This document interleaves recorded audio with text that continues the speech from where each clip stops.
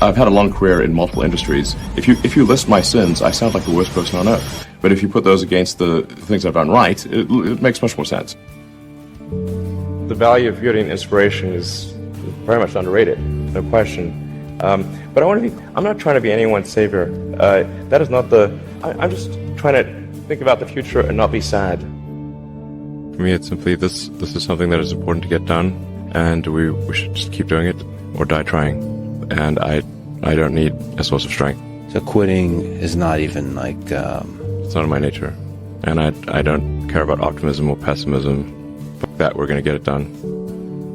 Tesla was under the most relentless short seller attack in the history of the stock market. Tesla was the most shorted stock in the history of stock markets. So, this was affecting our ability to hire people. It was affecting our ability to sell cars. Yeah, it was terrible. They wanted Tesla to die so bad they could taste it. Well, most of them have paid the price. Yes. Where are they now? Just work like hell. I mean, you just have to put in, 80 to 100 hour weeks every week. All those things improve the odds of success. So when people tell me, well, what can you do to encourage entrepreneurs to start companies? I'm like, if you need encouragement, don't start a company. We basically messed up almost every aspect of the Model 3 production line, from cells to packs to motors, body line, the paint shop, final assembly, everything. Everything was messed up. I lived in the Fremont and Nevada factories for 3 years, fixing that production line, running around like a maniac through every part of that factory, living with the team. Yeah. I slept on the floor so that the team who was going through a hard time could see me on the floor. That they knew that I was not in some ivory tower. Whatever pain they experienced, I had it more. I mean, there wasn't any other way to make it work. There were 3 years of hell. 2017, 18, and 19 were 3 years, the longest period of excruciating pain in my life. There wasn't any other way. And we barely made it, and we were on the ragged edge of bankruptcy the entire time. Do you feel that this challenge of figuring out the new way of manufacturing, you actually have an edge now, that it's different, that you've figured out how to do this? At this point, I think I know more about manufacturing than anyone currently alive on Earth. Yeah. I can tell you how every damn part in that car is made. But I'm not afraid of dying. I think it will come as a relief. So, although you may not be able to see the vision of SpaceX come true in your life. Well, I'd like to live long enough to see that. Being at a net worth of 230 billion, roughly, being perceived as the richest person. Do you know John Law? I don't know. John Law used to be the richest person on earth 300 years ago. Okay. He was a poker player, a gambler. He was the biggest art collector on earth, so a lot of superlatives. Wow. In the end, he went bankrupt. What? That's a pretty far to fall. Did you ever thought about that option, that something could go wrong and that you could one day lose everything? I mean, there's been many times where I expected to lose everything. Not, I mean, who starts a car company and a rocket company expecting them to succeed? Certainly not me. I thought they both had less than a 10% chance of success. If I go bankrupt, fine, whatever. I don't care. So many people so many young people actually, from across the globe. If you have an advice to them, young people globally who want to be like Elon Musk, what's your advice to them? I think that probably they shouldn't want to be. You? I think it sounds better than it is. Okay. Yeah, it's not as much fun being me as you'd think. It could be worse for sure. Yeah, I mean, it's really hard starting a company. I mean, you have to basically be prepared to work constantly, from when you wake up to when you go to sleep. You have to be willing to deal with a lot of difficult problems and thorny problems. You have to be willing to deal with an enormous amount of stress. And you just got to push yourself super, super hard. I wouldn't recommend it for most people. No. Try to be useful. Do things that are useful to your fellow human beings, to the world. It's very hard to be useful. Very hard. Are you contributing more than you consume? Try to have a positive net contribution to society. I think that's the thing to aim for. Not to try to be sort of a leader for the sake of being a leader or whatever. A lot of times, the people you want as leaders are the people who don't want to be leaders. So, if you can live a useful life, that is a good life. A life worth having lived. I would encourage people to use the mental tools of physics and apply them broadly in life. SpaceX, Tesla, Neuralink, and Boring Company are philanthropy. If you say philanthropy is love of humanity, they are philanthropy. Tesla is accelerating sustainable energy. This is a love of philanthropy. Right. SpaceX is trying to ensure the long-term survival of humanity with multi-planet species. This is love of humanity. Neuralink is to help solve brain injuries and existential risk with AI. Love of humanity. Boring Company is trying to solve traffic, which is health for most people, and that also is love of humanity. I would encourage people to read a lot of books. Just read. Basically, try to ingest as much information as you can, and try to also just develop a good general knowledge. So you at least have like a rough lay of the land of the knowledge landscape. Try to learn a little bit about a lot of things, because you might not know what you're really interested in. How would you know what you're really interested in if you at least aren't doing a peripheral exploration broadly of the knowledge landscape, and talk to people from different walks of life and different industries and professions and skills and occupations. Just try learn as much as possible. Man's search for meaning. Isn't the whole thing a search for meaning? Yeah, what's the meaning of life and all, But just generally, like I said, I would encourage people to read broadly in many different subject areas, and then try to find something where there's an overlap of your talents and what you're interested in. So people may be good at something, or they may have skill at a particular thing, but they don't like doing it. Mm-hmm. So you want to try to find a thing where that's a good combination of the things that you're inherently good at, but you also like doing. When you had that third failure in a row, did you think, I need to pack this in? Never. Why not? I don't ever give up. I mean, I'd have to be dead or completely incapacitated. Essentially, the longer you do anything, the more mistakes that you will make cumulatively, which if you sum up those mistakes, will sound like I'm the worst predictor ever. But for example, for Tesla vehicle growth, I said I think we'll do 50%, and we've done 80%. Yes. But they don't mention that one. I'm not sure what my exact track record is on predictions. They're more optimistic than pessimistic, but they're not all optimistic. Some of them are exceeded, probably more are later, but they do come true. It's very rare that they do not come true.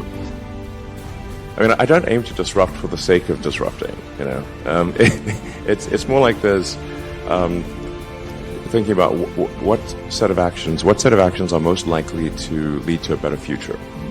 And so, in order one of the things, obviously, in order for humanity to have a compelling future for civilization, is that we must have a clear path to a sustainable energy future.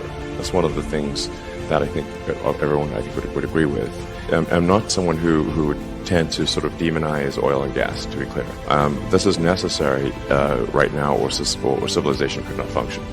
So I do think we actually need, and actually at this time, I think we actually need more oil and gas, not less.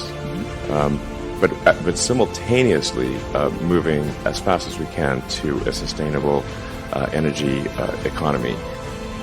I was living in the factory in Fremont and the one in Nevada for 3 years straight. That was my primary residence. Not kidding, literally. Did you keep the couch? I actually slept in a couch at one point in a tent on the roof. And then, but for a while there, I was just sleeping under my desk, which is out in the open in the factory, and for an important reason. And it was damn uncomfortable sleeping on that floor. And always, when I woke up, I'd smell like metal dust. Yeah, but actually, I stopped using the couch because there's a little conference room and a couch there. I stopped using the couch and I just slept on the floor under my desk, so during shift change, the entire team could see me. And this is important because, like, you know, the team, if they think the sort of their leader is off somewhere having a good time, you know, drinking Mai Tais on a tropical island, the thing is that since the team could see me sleeping on the floor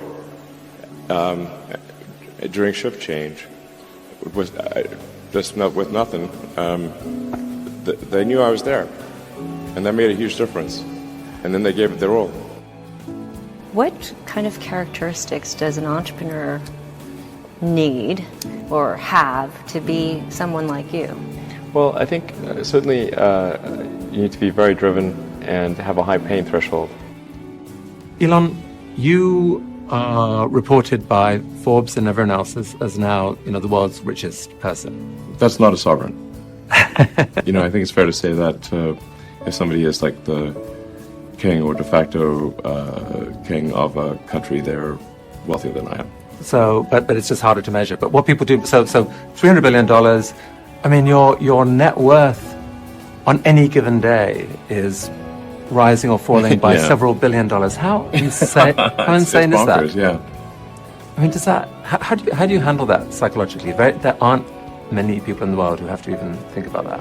I actually don't think about that too much, but the thing that is actually more difficult, and that does make sleeping difficult, is that you know, every good hour or even minute of thinking about Tesla and SpaceX has such a big effect on the company that I really try to work as much as possible, you know, to the edge of sanity, basically, because Tesla's getting to the point where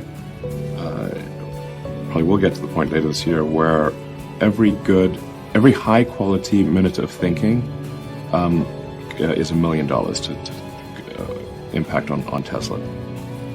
One of the biggest mistakes people generally make, and I'm guilty of it too, is wishful thinking. You know, like, you want something to be true even if it isn't true, and so you ignore the things that you ignore the real truth because of what you want to be true. This is a very difficult trap to avoid, and like I said, certainly one that I find myself in having problems with. But if you just take that approach of you're always to some degree wrong, and your goal is to be less wrong. So a challenge for entrepreneurs is to say, well, what's the difference between really believing in your ideals and sticking to them versus pursuing some unrealistic dream that doesn't actually have merit? And that is a really difficult thing to tell. Can you tell the difference between those two things? Right. You know? So you need to be sort of very rigorous in your self-analysis. You guys are the magicians of the 21st century. You know, don't let anything hold you back. Imagination is the limit, and go out there and create some magic. What Elon has to say about how he takes risks. No, I literally just try to use a scientific method, frankly, and you know, consider the you know, what is the importance of the outcome, and what is one risking in order to achieve that outcome. And but like I said, if the outcome is important enough, even if the probability of success is low, one must, I think, still do it. In my view, you know, some things are very important in order to have a good future, and if we don't do them, well, then we're in big trouble. And so, and then how much of a risk really is it? Because if we don't take those actions, we won't have a good future. And I think the riskiest thing would be no action. Put a lot of stock and certainly have a lot of respect for someone who puts in an honest day's work to do useful things. And just generally to have like not a zero-sum mindset, or like have more of a grow the pie mindset. Like if you sort of say like when I see people like perhaps including some very smart people kind of taking an attitude of like doing things that seem like morally questionable, it's often because they have at a base sort of axiomatic level a zero-sum mindset, and they, without realizing it, they don't realize they have a zero-sum mindset, or at least they don't realize it consciously. And so if you have a zero-sum mindset, then the only way to get ahead is by taking things from others. If it's like if the pie is fixed, then the only way to have more pie is to take someone else's pie. But this is false. Like obviously the pie has grown dramatically over time, the economic pie. So in reality, you can have to overuse this analogy. You can have there's a lot of pie. Yeah, pie is not fixed. Yes. So you really want to make sure you're not operating without realizing it from a zero-sum mindset, where the only way to get ahead is to take things from others. Then that's going to result in you trying to take things from others, which is not good. It's much better to work on adding to the economic pie. So when I interview somebody, my interview question is always the same. I said, tell me the story of your life and the decisions that you made along the way and why you made them. And also tell me about some of the most difficult problems you worked on and how you solved them. And that question, I think, is very important, because the people that really solve the problem, they know exactly how they solved it. They know the little details. And the people that pretended to solve the problem, they can maybe go one level and then they get stuck. Are you happy at the moment? I think there's degrees of love, but certainly for one to be fully happy, I think you have to be happy in work and happy in love. Well, I suppose I'm medium happy. There are degrees of happiness. Can love for projects, for work, compensate love among people? I think love of work, in my experience, can at best make one halfway happy. What was your biggest challenge in life? One of the biggest challenges, I think, is making sure you have a corrective feedback loop, and then maintaining that corrective feedback loop over time, even when people want to tell you exactly what you want to hear. That's very difficult.